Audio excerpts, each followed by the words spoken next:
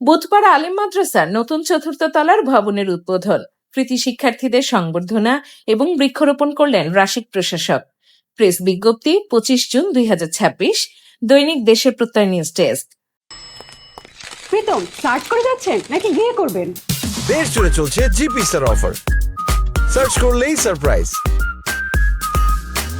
রাজশাহী মহানগরের বুধপাড়া আলিম মাদ্রাসার নতুন চতুর্থ তলা ভবনের উদ্বোধন, বৃত্তিপ্রাপ্ত কৃতি শিক্ষার্থীদের সংবর্ধনা এবং বৃক্ষরোপণ কর্মসূচি অনুষ্ঠিত হয়েছে।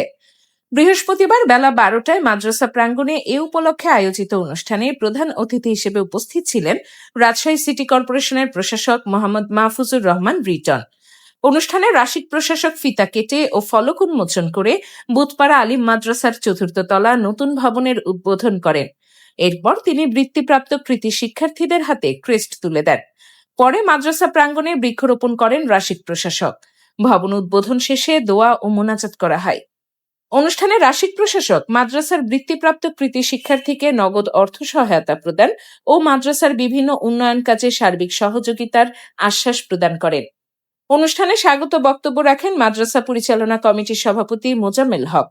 অনুষ্ঠানে সম্মাননা স্মারক পাঠ করেন মাদ্রাসার সুপার আব্দুল করিম সিদ্দিকী। অনুষ্ঠানে বক্তব্য রাখেন মতিহার থানা বিএনপি সাধারণ সম্পাদক আল মামুন বাবু, বিএনপি রাজশাহী মহানগর যুবদলের সভাপতি শরীফুল ইসলাম জনি, মহানগর বিএনপি সহ সভাপতি মোহাম্মদ মোক্তার হোসেন।